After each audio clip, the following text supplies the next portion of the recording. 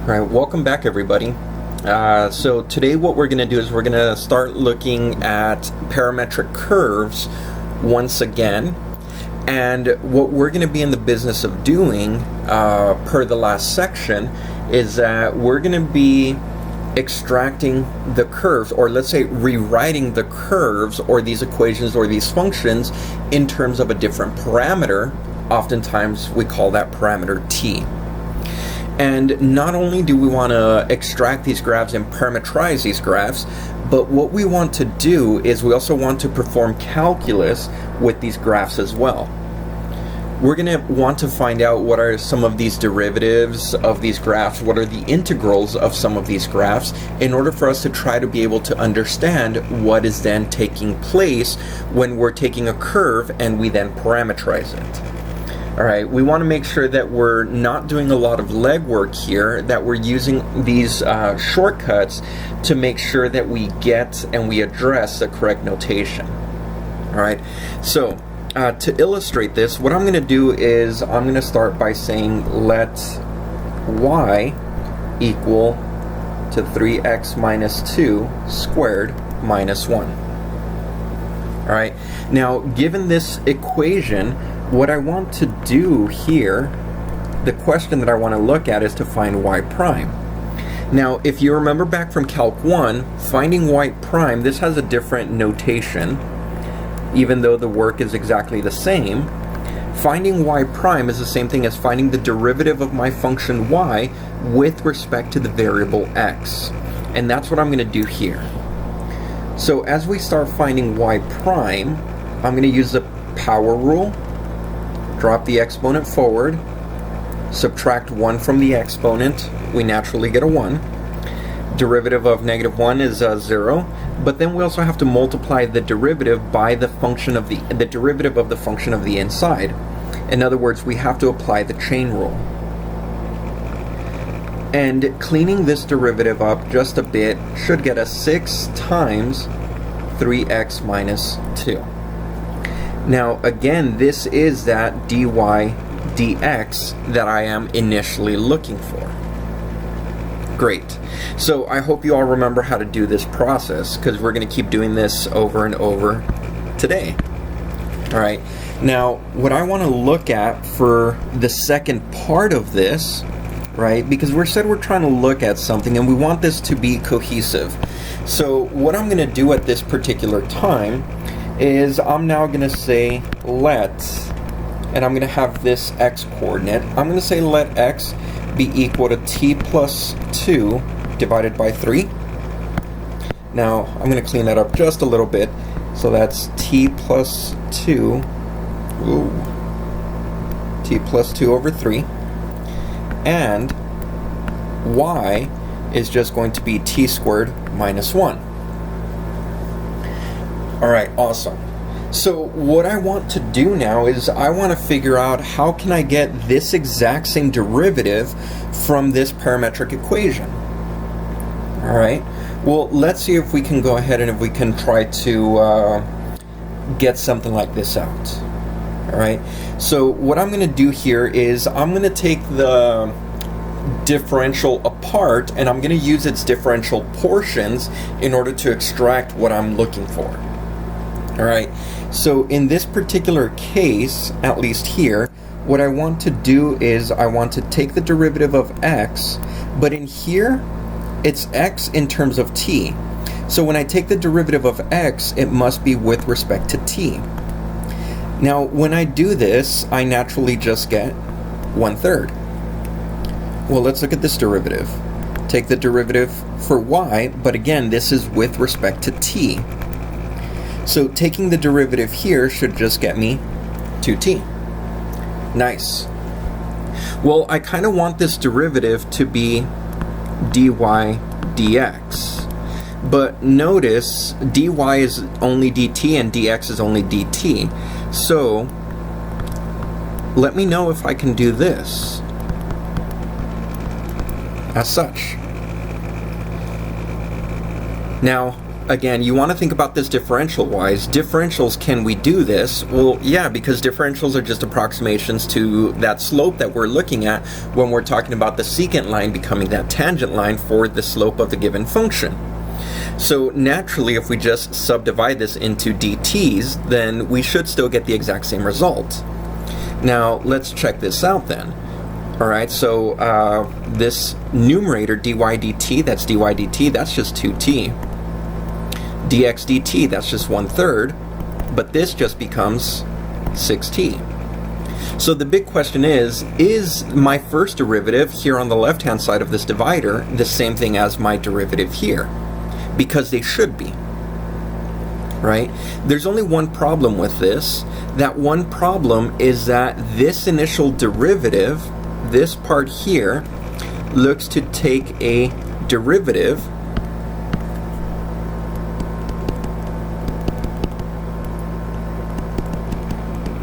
with respect to x, which means this should not contain the variable t. Alright, so there's a slight issue, but that issue is a really nice workaround.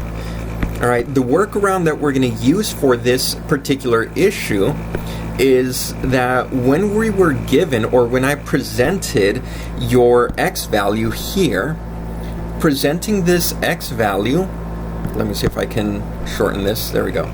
Presenting this x value, well, what if we multiply by 3 on both sides here, and then we're left with this, and then we subtract 2, so that's 3x minus 2 is equal to t. Now I have an expression for t, which means I can now make that substitution to be 6 times whatever that t value is, but according to our work, that t value is 3x minus 2. So does this derivative now match this derivative here? The answer is yes, it does, right? These two derivatives are now exactly the same. So this is where we then start analyzing that if we take a parametric equation, and this is the method of parametric equations, the one that's on the right side of this divider, these are the parametric equations that we chose to parametrize this initial function with. Well, if we wanted then to perform calculus on it, what we would then do is we would have to interpret, okay, what is dx dt, what is dy dt? In other words, find the derivatives individually. Then we need to put the derivatives together in a very specific form in order for us to be able to extract that derivative that we're looking for.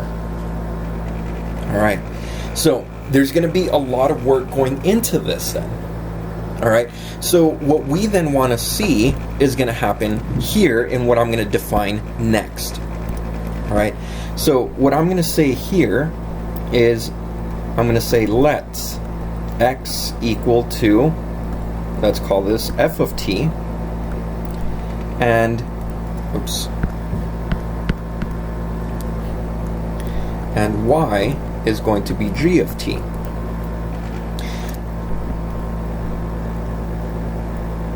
Dy dx, in other words, the derivative of an original function with the variable x, can now be thought of as dy dt divided by dx dt. And that was the work that we saw here, right? And again, this should only work if dx dt is not 0. If it's 0, then we have an undefined value. Alright, but what's going to happen if I want to take then the second derivative? Alright, because again, the first derivative, according to Calc 1, would give us these critical values that we're looking for. Critical values meaning it's going to separate where our function's increasing or decreasing. Well, what if I want the second derivative? Well, identifying the second derivative will then give us concavity, so we can say that if we want to take the derivative, excuse me here. I'm good. So if we want to take the derivative, say for dy dx, this is going to be the second derivative both times differentiated 2 times my y value, and both times it was with respect to x. Now, how can I look at this derivative then? Well, this derivative here, if you notice, I'm just going to go ahead and differentiate my first component here. Alright, so using this definition, all I'm going to do is I'm going to say, okay, well, I'm going to take the derivative of this piece, but I'm going to take it with respect to t. So what does that look like now? Well, that looks like the derivative with respect to t for this derivative, which was dy dx. But then, according to this definition, the denominator must just be dx over dt. So that's dx dt. Just like this. And these are the two different functions, or the two different derivatives that we want to work with when we're talking about parametric equations. All right, can we find those values? Nice. So here's going to be an example to illustrate this. That way we can keep working with it. All right, so here goes this example. This is going to say to find an equation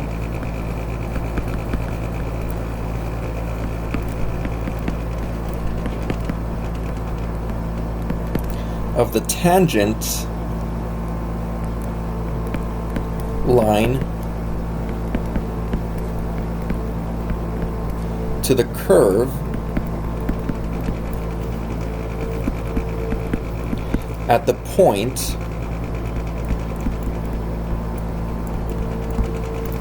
corresponding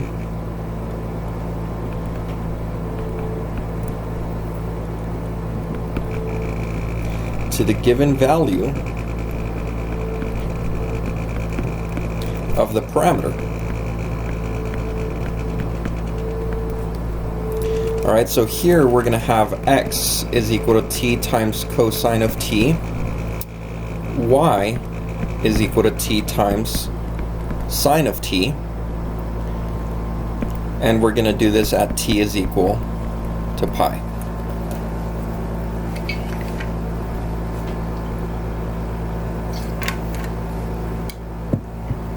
Alright, so here we go. We got to try to find the equation of the tangent line. So in order for us to be able to find this equation of the tangent line, we need to use calculus for this.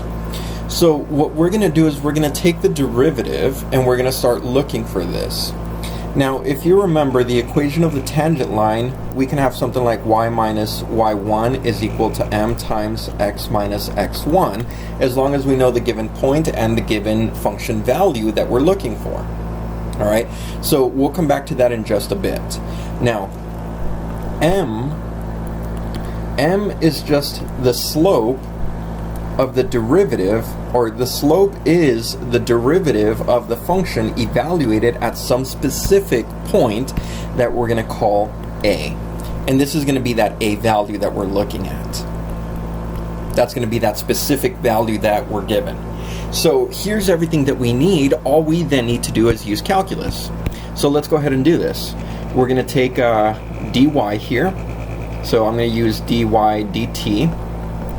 So dy dt, that's going to be, well, I'm going to have to use a product rule here. So let's go ahead and use a product rule. So that's going to be derivative of the first, that's just 1, times sine of t, plus the first function multiplied by the derivative of the second. And then I also need dx dt. Dx dt, again, I'm going to need a product rule. Derivative of the first multiplied by the second function, plus the first function multiplied by the derivative of the second function, which is negative sine of t. Now, given this, I can now go ahead and I can now find dy dx. Dy dx is going to be sine t plus t cosine t divided by this function here, which is just cosine of t minus t sine t, like such. Now, in order for us to find the derivative, all we need to do then is evaluate this specific derivative when t is equal to pi. So there's no need to find whatever x is, whatever y is. We can just go ahead and plug in pi into this specific example, and we automatically get m. In other words, we get our slope.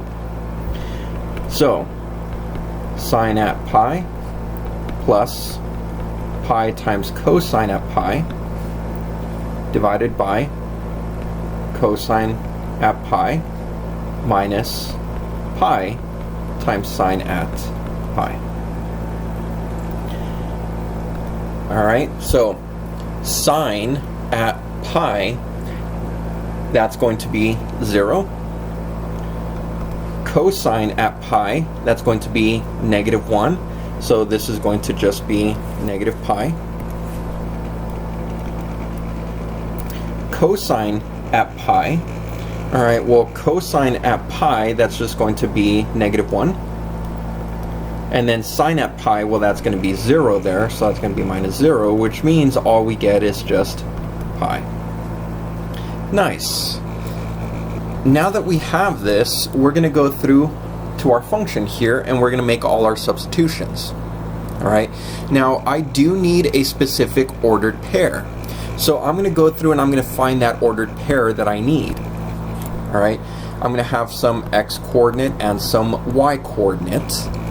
Alright, so I'm going to have my x coordinate here, and then I'm going to have my y coordinate here when I'm at pi. So let's start looking at this. At pi, pi times cosine at pi, that's -1, so this is just negative pi. Sine at pi is 0, so that's just 0. Which then means my equation y minus y1, that's y minus 0, is equal to m, which we just found out to be pi, times x minus x1, which is negative pi.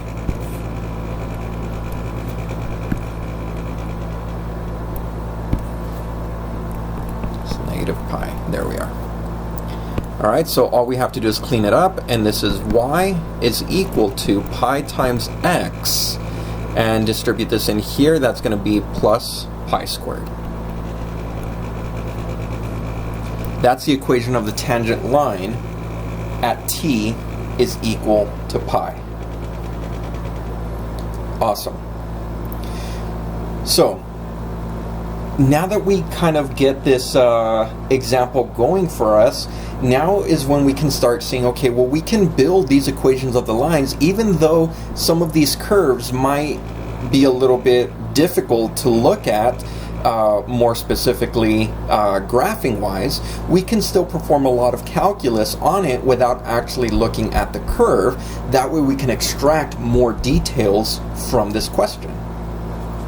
Alright, so it's going good so far. Now,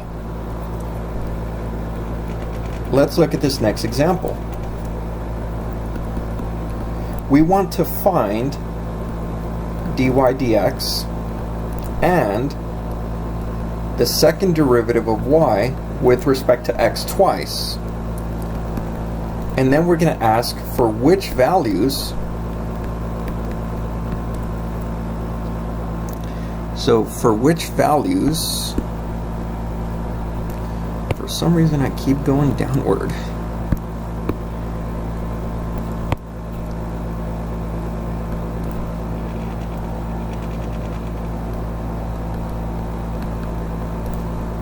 dx, there we are. And this is going to be for which values of t is a curve concave upward. Alright, so we have this one question that's asking about concavity. Now, for part A, we're going to be using x is equal to t cubed plus 1, and we're going to be using y is equal to t squared minus t. Alright, so what we're going to do here is we're going to go through and we're going to apply calculus to this to see what's going to happen here. Alright, so let's go through and let's take the first derivative. Now, the first derivative, dy dx, again, that only gives us the intervals where our function is going to be increasing or decreasing. The second derivative tells us the same thing, however, it gives us more of a sense of when is this function concave up or when is it concave down.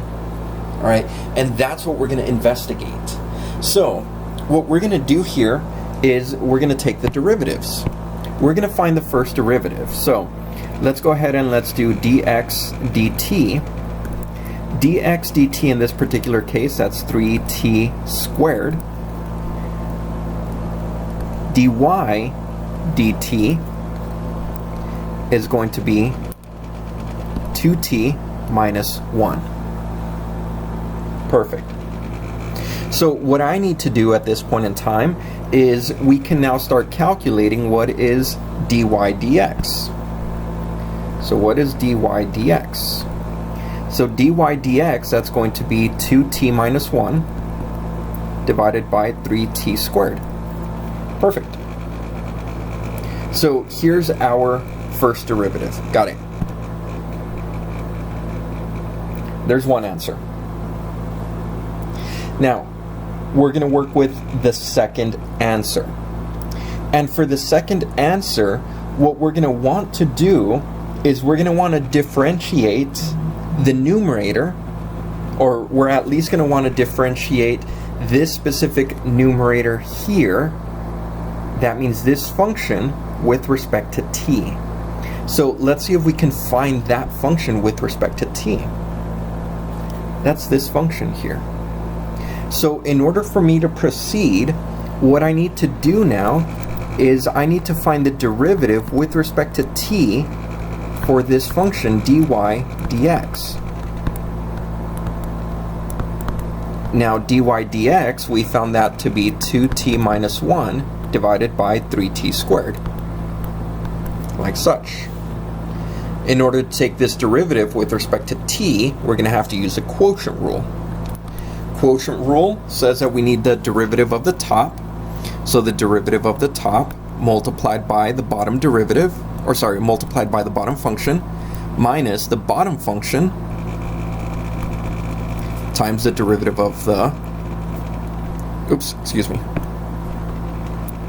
derivative of the top, there we go, times the bottom function, multiplied by the top function, 2t minus 1, and the derivative at the bottom, which is 16.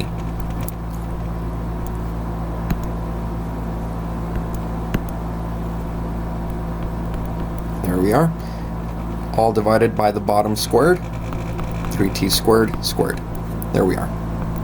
So we can go through and we can clean all this up. This is going to be 6t squared minus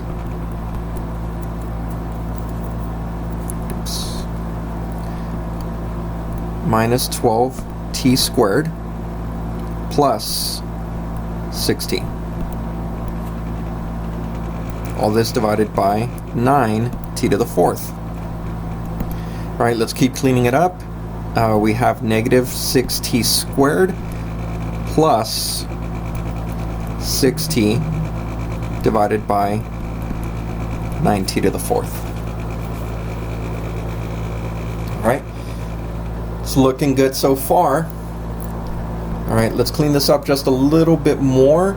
I can see a 3 will factor out and a t will factor out as well. So I'm going to factor out a 3 and a t.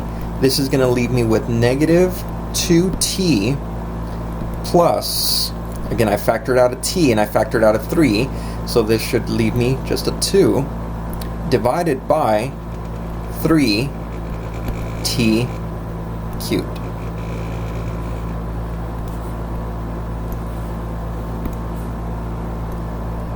Alright, there we are. Not too bad. Alright, now again, this is only one part of that function when I'm looking for my second derivative. because when I'm looking for my second derivative, according to the process that I had, this was a derivative with respect to t for that dy dx, and that was all divided by dx dt. So my numerator is the part that I just found. That was that negative 2t plus 2 divided by 3t cubed. dx dt, well, we already found that to be 3t squared. So what does this then get us? Well, this gets us something real nice.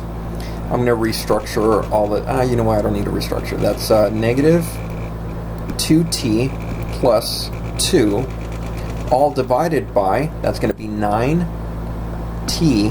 to the 5th. This is the second derivative for my function. This is a second derivative with respect to x. Now, this specific question is asking, well, for what t values is this going to be concave up? So we now need to find those values of when it is concave up. So let's go ahead and start doing that. In order to find when your values are concave up, then we need to find these inflection points. Finding inflection points is when your derivative is equal to 0 or when it's undefined. So we need to now go ahead and take the second derivative and set it equal to 0, or the second derivative is undefined. Notice that only happens at two places. The first part is going to be when negative 2t plus 2 is equal to 0. The second part is when 9t to the 5th is equal to 0. So again, there's two different parts at which this occurs.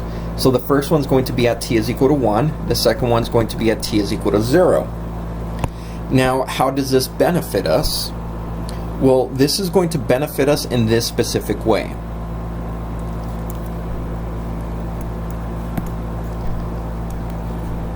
I have my number line, and I'm going to identify that I have t is equal to 0 here, and t is equal to 1. And what we want to do is we want to test these intervals. So we're going to go ahead and test the intervals.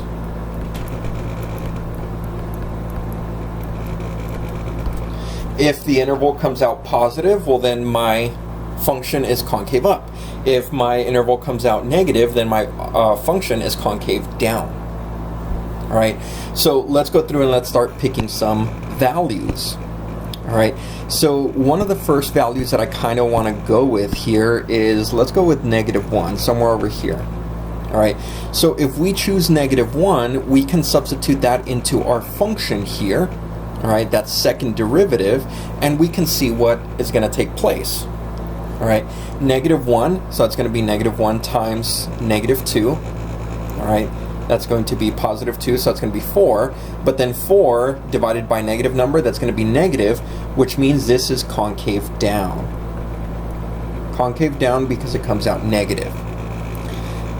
All right, well, let's pick a number between 0 and 1. You can pick the number of, let's say, 1/2. So if we substitute in 1/2 here, that's -2 times 1/2. That's going to be -1. -1 plus 2 is 3. So 3 divided by 9 times 1/2 to the 5th.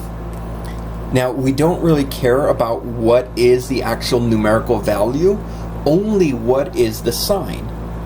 The sign here is going to be positive, which will then signify that this is concave up. So far we found concave down, and now we're looking at concave up on the interval from 0 to 1. Well, let's keep going. Let's pick another value. Let's pick another value large. Let's go to x is equal to, let's say, 2. Or, sorry, t is equal to 2. So if t is equal to 2, we can sub it in here. So 2 times -2, it's going to be -4. -4 plus 2, that's -2. -2 divided by a positive number, it's going to be negative, which means we're going to get negative values down here, which means this is concave down. So according to this, the interval when t, or let's see, the curve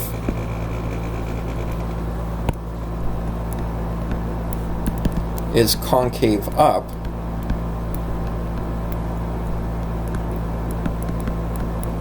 for the t values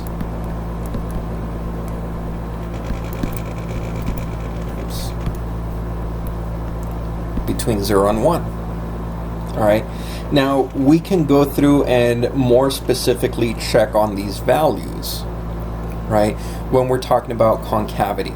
But concavity typically we talk about with not equal to, because if you're equal to, then that means you take on your endpoint, and being at a certain endpoint does not classify being concave up or concave down, therefore we only use these values.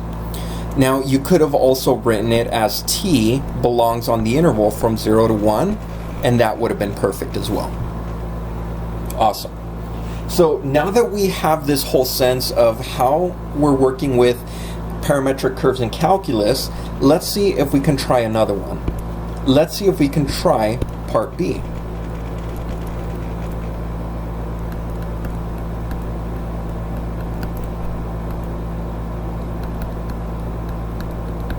Like such.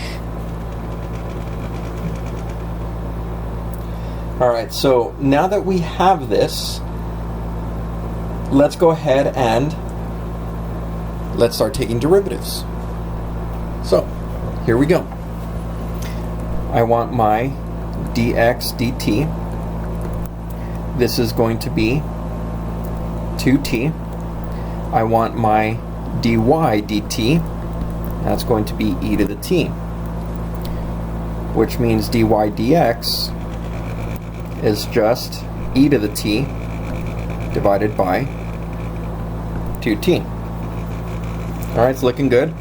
This is one answer.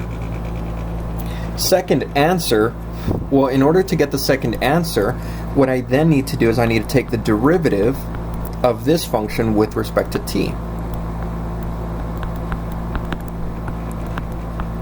Alright, so that's going to mean here I have e to the t divided by 2t.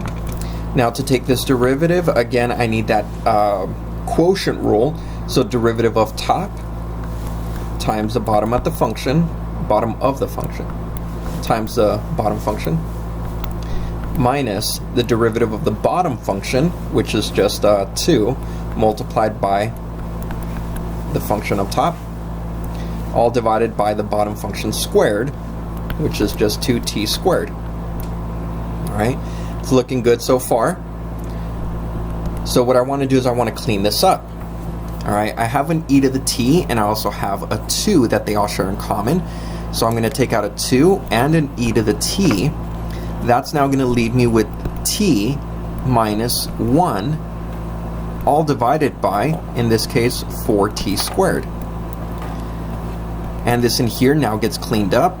Alright, we can say that this is e to the t times t minus 1 divided by 2t squared. Alright, not too bad. Alright, and again, that was our derivative with respect to x, derivative with respect to t. Now what I want to do is I want to calculate that second derivative. So partial second derivative for y, both times with respect to x. That's going to be this piece, so that e to the t times t minus 1. Whoops. That doesn't look too well. There we go. Let's go e to the t times t minus 1 divided by 2t squared. All this divided by that dx dt, which is 2t. Alright, this is now going to clean up into e to the t times t minus 1 divided by 4t cubed. Now again, when we want to look at concavity, what we're going to do is we're going to see when is this interval, or when is this derivative going to be positive or negative, right? More specifically, concave up is going to be that derivative is going to be positive. So again, what I need to do is I need to set the numerator and denominator equal to 0. So my numerator and my denominator being equal to 0, let me see, here we go. All right, so here goes, e to the t must be equal to 0, or t minus 1 must be equal to 0, or 4t cubed must be equal to 0. Well, if you notice something about exponentials, this part is never 0 because, again, it never touches y is equal to 0. So this doesn't happen, so we don't worry about that. However, this part does happen, and this happens at t is equal to 1, and this does happen when t is equal to 0. Which means we now have an interval to work with. So since we have an interval to work with now, these are all my t values, I'm just going to identify again a t value of 0 and a t value of 1. And you're going to want to make some certain, let's say, choices in these three intervals. Making the choices in these three intervals, you're going to get some positive and some negative. I want you to try to do that at this time. Try to investigate. Choosing a value in here, in the interval from negative infinity to 0, what's going to happen with this derivative? When we choose a value between 0 to 1, what happens with this derivative? Does it become positive or does it become negative? Same thing here from 1 to infinity. Take some time. You can even pause the video and do it then. Alright, I will come back and I will give you the answer, but only after you've put pause and you've attempted it yourself. Okay, no, really, put pause. Go attempt it yourself. Alright, I know you're just waiting. No, I'm not going to give the answer just yet. Keep going. Keep working. Keep working. Alright, ready? This is concave. Drum roll, please. Down. Nice. These two intervals over here are both going to be concave up. Now, what is that going to tell us? Well, this tells us that whatever you chose here gave you a positive value, this gave you a negative value, and this gave you another positive value. So, what can we now say? Well, we can now say this, that the curve will be concave up on the intervals from negative infinity to 0, union 1 to infinity. That's it, folks. Nothing else to it. Alright, so this is the second part of that question, or I should say the third part, because we had 1, 2, and 3. We had to find the first derivative, second derivative, and then when it was this concave up. Alright, so if I ask you a question like this on an exam or on an assessment, this is the work that I want to see. How did you take these initial derivatives? Show me. How did you then come up with the second derivative? Well, that needs to go through this work, that process. If you're not showing me your work, you are not going to be getting the credit. So be very, very careful with that. Alright? Alright, awesome. Now, let's look at another form of parametric equations that we typically like to work with. Alright? And this is going to come back from Calc 1.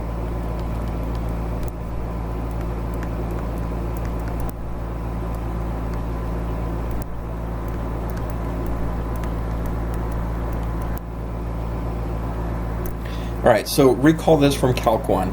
If I wanted to find an area, typically I did my integral from a to b for my function f of x dx, where f of x was greater than or equal to 0. Alright, that's what we worked with back in Calc 1. Alright, now what I want to do here is I still want to work with the exact same process. Alright, now one of the things I'm going to do here, just so that I can stay a little bit more general, I'm going to create this as just capital F of x. Nothing really changes here, just slight notation change.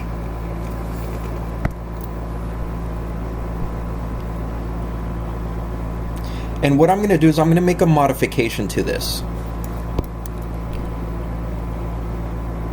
Alright, I want to make a modification to it so that we can start illustrating what these parametric curves are doing.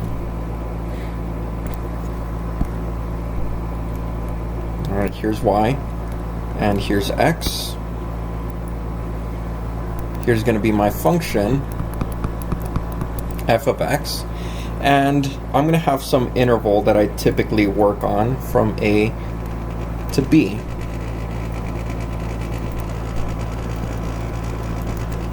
And that's this interval here. So that's this area. Alright. That's what this definition was actually telling us back in Calc 1. So, the thing that we do then is we do this. We say let f of x be parametrized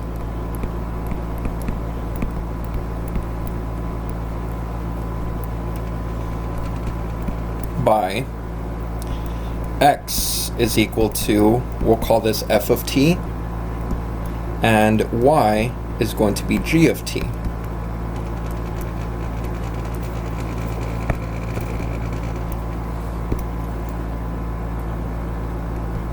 G of t. There we are. Alright, perfect. So, what's going to happen here, as we start doing this parametrization, then we're going to have these points here. Alright, these points are going to create that function that we're going to be looking at, except they're going to be expressed in terms of f of t and g of t. Alright, so at this particular case, or at this particular outcome, we're going to have the function value, either the function is going to be evaluated at a, or the function is going to be evaluated at b. Alright, so we're going to have two different values. So this in here, what I'm going to do is I'm going to call this t is equal to alpha, and then in here I'm going to say t is equal to beta. Alright, so we have these two different values that we're looking at with respect to t. Alright, now typically how do we go through and how do we find the area underneath the curve? Well, we just integrate with respect to x, and then we take these heights. Typically, when you want these heights, what you do is you take this value. That value is just your f of x. That's your height. In other words, that's just your y value. But in the process that we're doing with the parametrization that we just did, this y value now just becomes g of t. That's how we defined it. And you can go ahead and you can then start saying, okay, well, every single ordered pair that we then start looking at here, every single ordered pair, you're right, it is x and y, but then according to parametric form, it's also f of t, g of t. So what's the height? The height's just g of t. So when we start looking at this area that was initially going from a to b, and this had f of x dx, well, now under our new assumptions with the integral, the t values are just moving between alpha and beta. The height here is now just g of t, like such. Okay, but that's fine. What is then dx? Well, in order to find dx, what we're going to do is we're going to use this piece right here. This piece right here, dx is just f prime of t dt, according to our substitution, which means this piece here, this dx, that now becomes f prime of t dt. And look at that. We now have a new formula to find the area of a parametrized curve. Interesting. So now that we have this set, we can again now talk about how we're enclosing these specific curves in order to find area. All right, so let's go with a question then.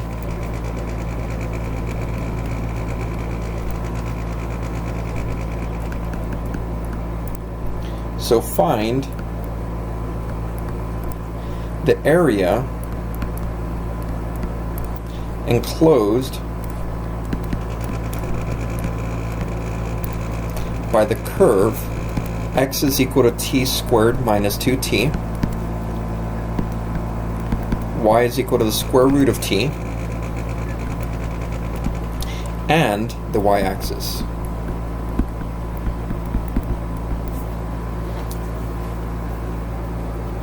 Alright, so here we go.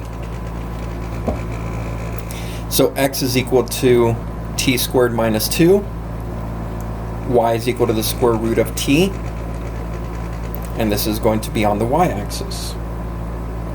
Alright, so let's see what we can do at this point in time. Alright, now if you remember back to this area here, back from Calc 1, we had different ways to do this, either with respect to y, with respect to x, anything like that. Alright, now one of the things that we could have done with area is we could have done a top height minus a bottom height. So in other words, we could have done something like f2 of x minus f1 of x, so the top height minus the bottom height, and this could have been with respect to dx. Or we could have gone horizontally to do a right function minus the left function.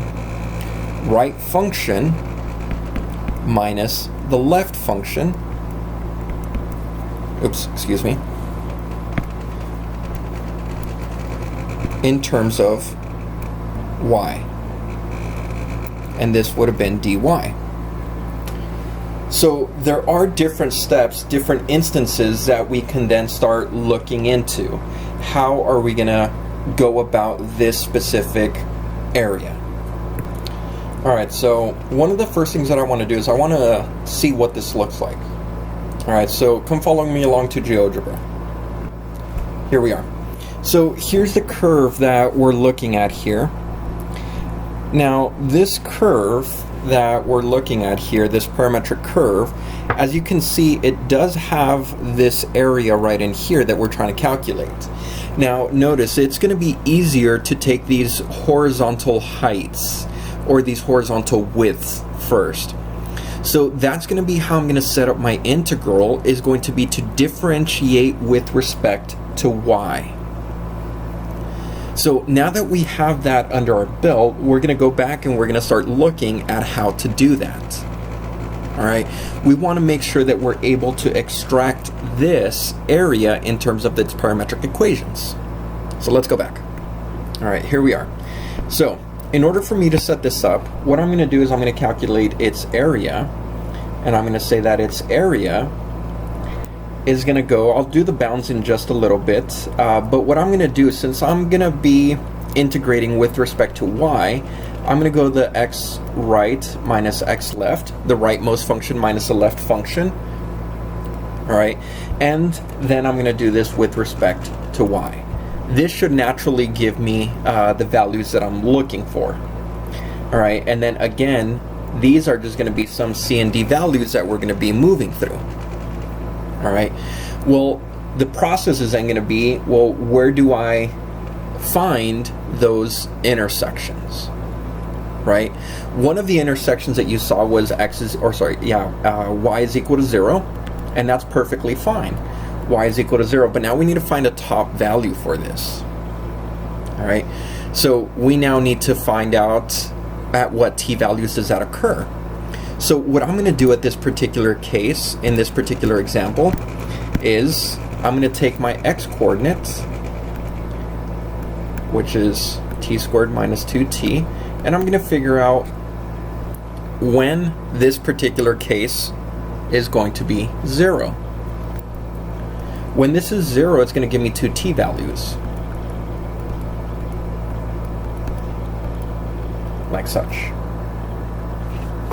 Alright, so as I start doing this, I'm going to see that t is equal to 0 or t is equal to 2. Now, naturally, I already have one of my 0 values down here. That was at t is equal to 0. Nice. T is equal to 0. And the top value is going to be t is equal to 2. Now, the rightmost, if you remember the rightmost equation, that's x is equal to 0. So the rightmost equation is x is equal to 0. The leftmost equation is this value here, that t squared minus 2t. Alright, so right minus left. And then I need my y prime, or my derivative with respect to y, and that's this one. In order for me to get that, I need to take that derivative. So let's go ahead and let's find this dy. This is going to be 1/2 multiplied by t to the power of negative 1/2 dt. This means that dy is 1/2 t to the negative half dt. I can now go through and I can now start simplifying all this.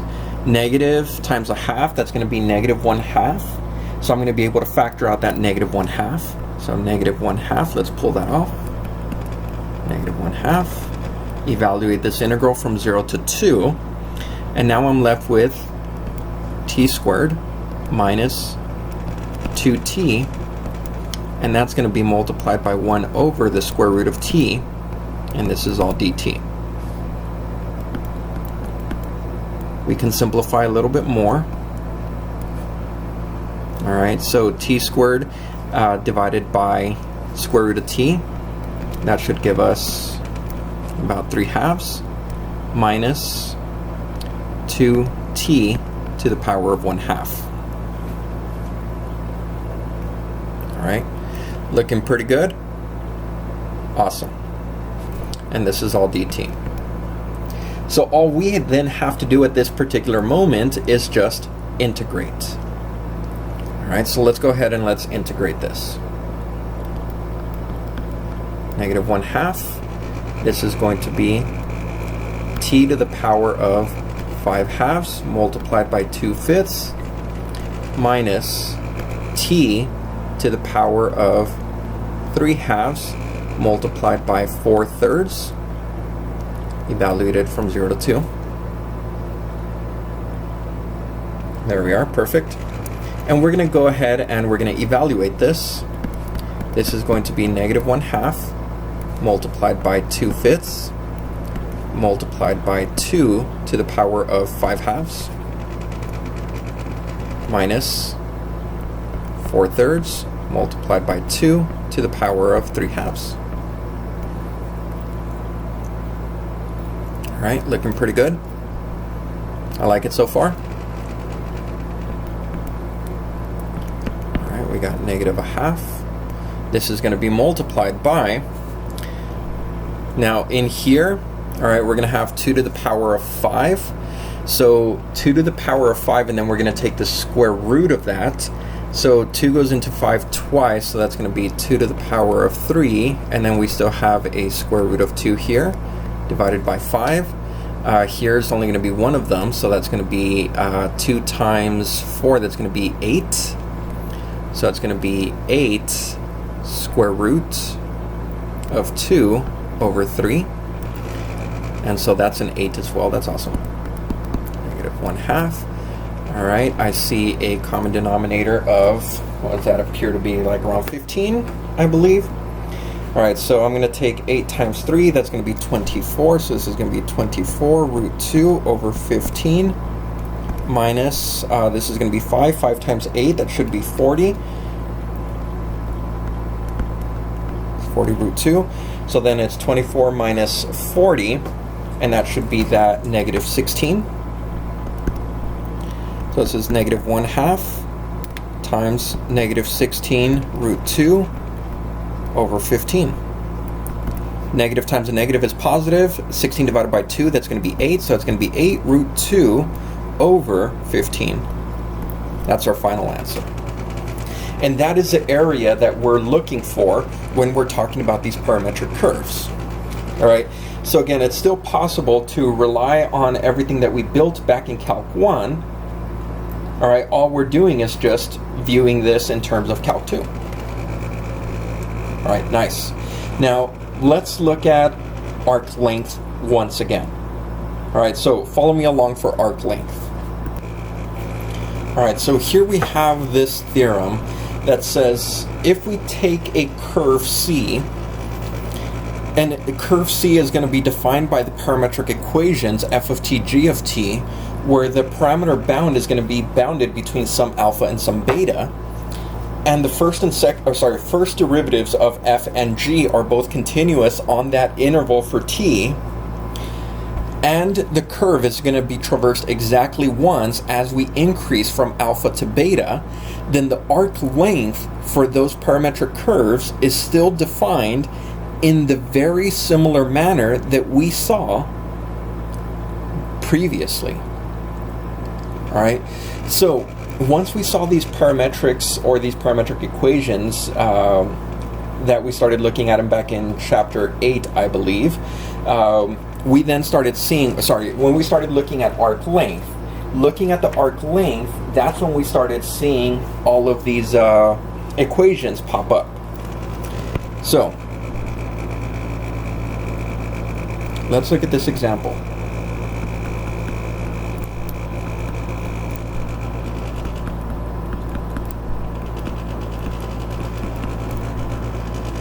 Find the exact length of the curve x is equal to e to the t minus t, y is equal to 4 e to the t divided by 2 for t being bounded between 0 and 2. Alright, so let's go through and let's find some derivatives really quick. Alright, so the first one that I'm going to want to find is dx dt. Alright, that's going to be e to the t minus 1. I'm going to want to find dy dt. That's now going to be, let's see, let me take this derivative. That's going to be the same itself, and then taking derivative of t is just going to be half of that, so that's going to be 2 e to the power of t halves. There we are. Looking pretty good so far. Alright, now in order for me to find arc length, my arc length is going to go from my t values from 0 to 2, and then I'm going to take my first derivative here, this e to the t, so it's going to be e to the t minus 1, square that, plus 2 e to the t squared, e to the t divided by 2 squared, divided by dt. Alright, so let's go through and let's find this out now. Alright, doesn't look too bad. So this is from 0 to 2. Alright, let's take this piece in here. It's going to be e to the 2t minus e to the t plus 1 plus 4 e to the t. And this is all dt. Alright, it's looking pretty good here. Let's keep going. From 0 to 2. Let's see if I'm missing anything. I think I got everything so far. Alright, partial there, partial there. Alright, it's looking good. Alright, so I'm going to be left with e to the 2t. There we are. And then these 2, 4, 1. Oops, excuse me, I forgot a 2 right in here. My apologies. There we go. So this is now going to be plus 2 e to the t and then plus 1. There we are. Now, look at the integrand. The integrand is actually factorable, and it turns out to be this. It turns out that you can condense it into e to the power of t plus 1 squared, but then the square is going to undo that square root in this particular case, and it's just going to leave us with the integral from 0 to 2 for e to the t plus 1 dt.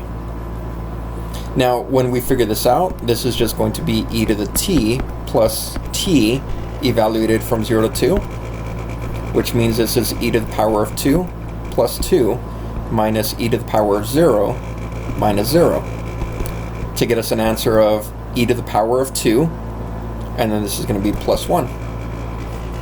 And there's your answer. So, can we find these arc lengths for these given functions? Yes, we definitely can. And that's what we're going to be in the business of doing in this particular case. Alright, so I hope you all enjoyed the lesson, and I will see you back here for some more calculus with parametrizations later on.